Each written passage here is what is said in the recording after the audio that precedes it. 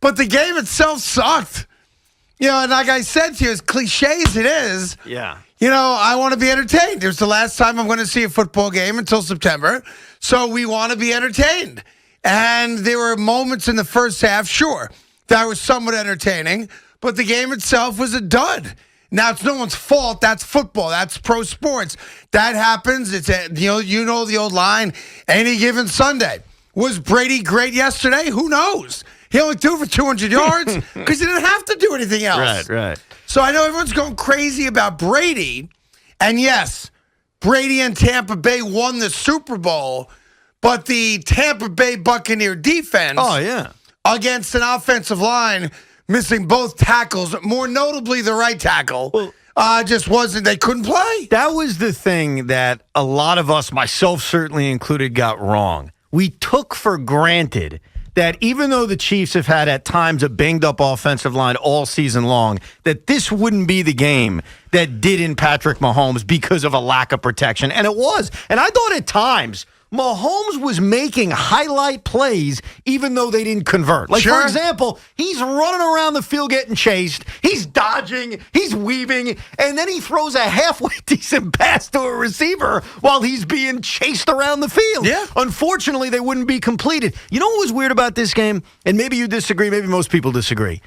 Other than the last 6 or 7 minutes, I was waiting for the Chiefs to come back. Yeah, I was too. All of that. I think everybody was because he's just so special and different. They've done it so many times. Even when they went up 28-9, like Leonard Fournette had that big touchdown run, I'm sitting there saying, okay, this is doable. This is doable. They may not come back and win, but they will come back and make it close because the track record of not just Tom Brady in the Super Bowl, but the track record of Patrick Mahomes is that he ain't going to get blown out. That's not going to happen. So even though, yes, the game sucked, and in retrospect, it was a terrible Super Bowl with an awful winner. I mean, who wanted to see Tom Brady win another title?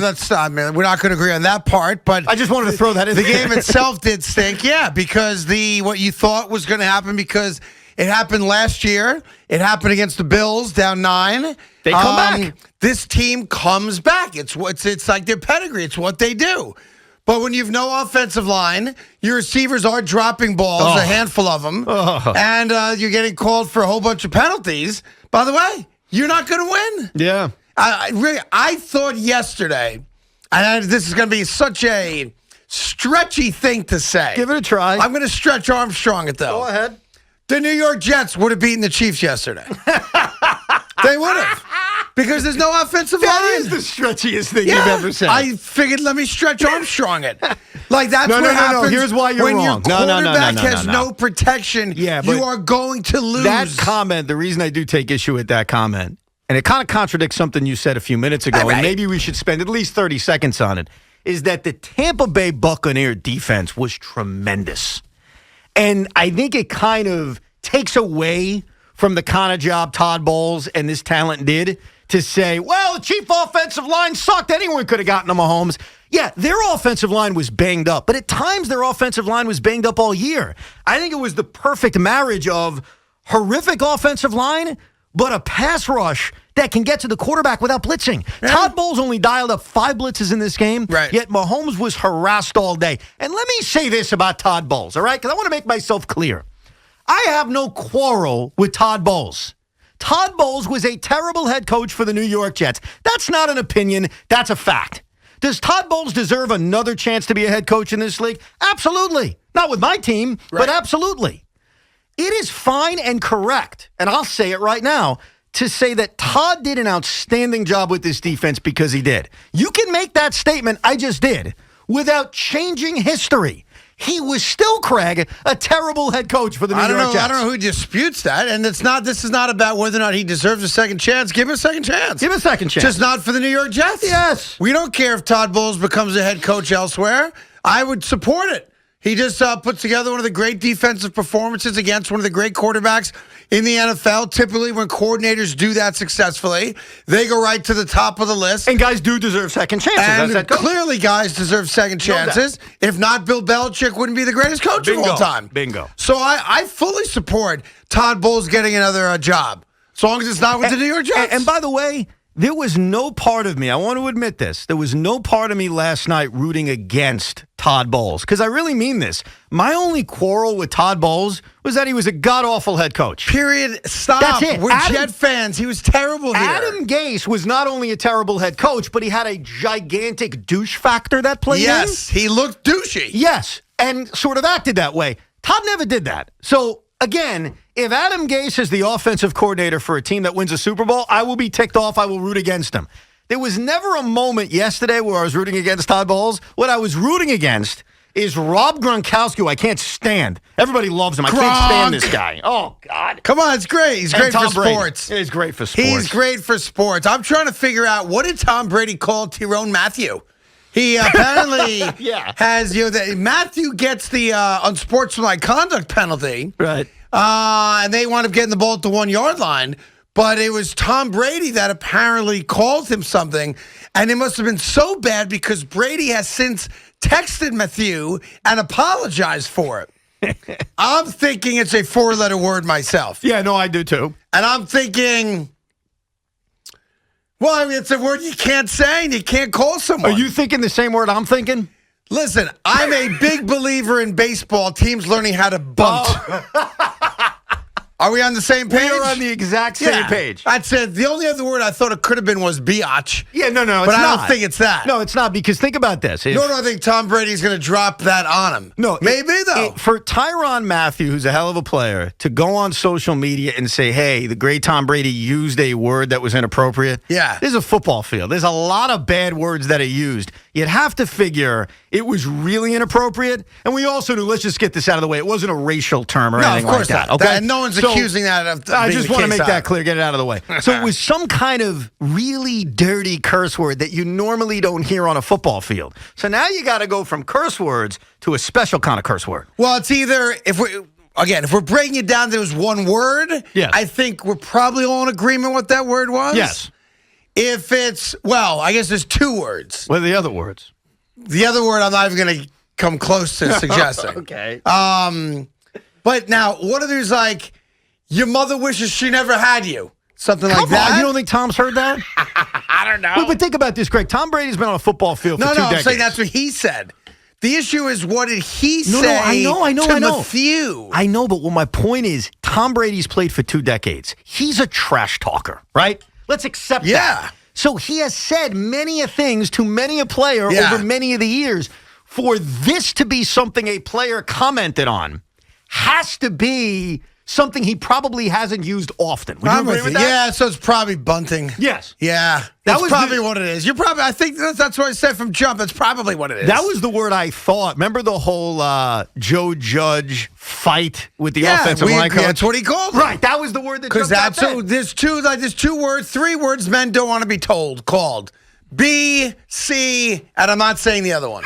I'm just not saying it. Right. So don't stop trying to make me say it. I'm not saying anything. I'm too mature now at this stage of my life. I am not saying it.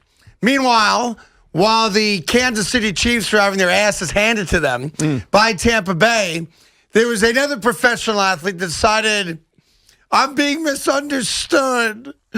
People don't like me. I want people to like me. And public enemy number 1 here in New York on Friday, the aforementioned Trevor Bauer, now wants everyone to feel sorry for him and has put out a very public social media apology.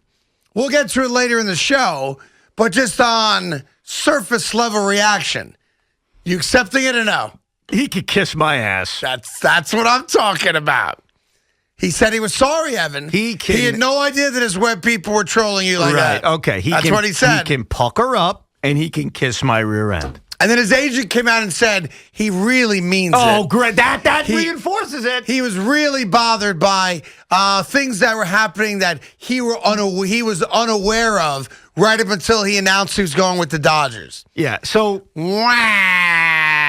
Please, Met fans, don't be hard on me, please. I'm going to make a donation to the Boys and Girls Club. That's great. I'm so glad he gave to charity. I love it. It's not going to stop the fact that in the middle of August, assuming we're all allowed to be at Citi Field... Why do you keep saying August? Because that's when the Dodgers play the Mets. That's the first game? Well, the first game, the only series they come to Citi Field is for August? is in the middle of August. Gotcha. All right. Why did you think I said the middle of August? No, I don't know. just making it up. I thought you were hoping that's when we'd be back in the stadium. I'm going to teach you something about me. Or excuse me, they don't play in the stadium. They play at Citi Field. Right. My bad on that, Big Mac. Sorry. I'm going to teach you something about me. It's nerdy, but it's the truth. I kind of know the Mets schedule already. You know the entire Mets schedule? Not entirely day by day, but I have an idea of the certain series, certain games, things like that. So the Dodgers are the defending world champions. So I circled it even before the Bauer signing. Okay. It's the middle of August. So that's why I say the middle of August. When he shows up at Citi Field, if he pitches, who knows? Hey, the timing may not work out, Craig. He may just, not be able to pitch that That's series. what I suggested on Friday, that let's make sure this guy mans up, and when they do come to Citi Field, that he's the starting pitcher. No. It would not shock me for a guy that put out a 7-page Twitter apology, which no one wants to hear or is buying, that he's not in the lineup of the rotation come August. Forget the trolling for a second, and this is something LeBron had to deal with, and trust me, LeBron is 50 times better than Trevor Bauer. When you play the game of getting everybody all excited about you going to a certain team, they're going to be pissed when you don't. You know what I mean? You made that bet. So forget the trolling, forget the autographed hats, forget any of that. Oh, I don't think you can. I think that's what made it worse. It made it worse, but he was going to be public enemy number one to me even before that. Not to the extent he is. The way he handled, or his people handled the last 24 hours, that's why people are so pissed at him, because it adds to it. He went beyond the scope of, all right, I'm playing one team against another. He then had his Twitter people, his Instagram people, his web people put out LFGM. Right. Let's effing go Mets. Right. He was signing Met hats. I understand. And giving them away. He was incentivizing your signing up for his stupid website. I'm just saying that added to it. If he did none of that, but yet there was still Bauer's about to sign with the Mets. The Mets are confident. And he released the same YouTube video of last year doesn't matter. I'm here to pitch. And he can barely read his script and then announces awkwardly he's going to L.A. There would still be Met fans really ticked off at him. Well, we'll get into that later on today as well. Of course, a lot of the focus is Super Bowl, how you enjoyed it. Commercials, halftime show, anthem, America the Beautiful, everything's on the table right now. I will say this. I had never heard of Jasmine prior to the announcement that Jasmine Sullivan doing the national anthem with Tim Church, country music. Eric Church. I said, what did I say? Tim. Eric's brother Tim was his sound man. You may not have known that little factoid from the Super Bowl. Eric Church, pardon me, shows you. I'm not a big country guy either. I'm trying. I like Tennessee whiskey as much as the next guy. I think what we need to do is, if you're okay with it, because, I want you to be on board with this. If you want to veto, you're allowed to veto. I respect you. But maybe once a show, kind of like how Loogie has his, crazy, I'm using some kind of drug song. Moment of the day. I will pick a country song every day for you to get more acquainted with that beautiful genre of music. I like country music. I just don't know a lot of it. Well, that's how you learn. I'm down as long In fact, today we'll pick an Eric Church song. Is that fair? Yeah, okay. sure. And I thought, arguably, because this is just one man's opinion, the greatest thing that happened yesterday, Super Bowl related, was after the game, when Tom Brady says to his good friend Jim Nantz, "Can you move a little closer, Jim? I can't hear you." And he tells Jim Nantz, "I'm coming back." You knew that.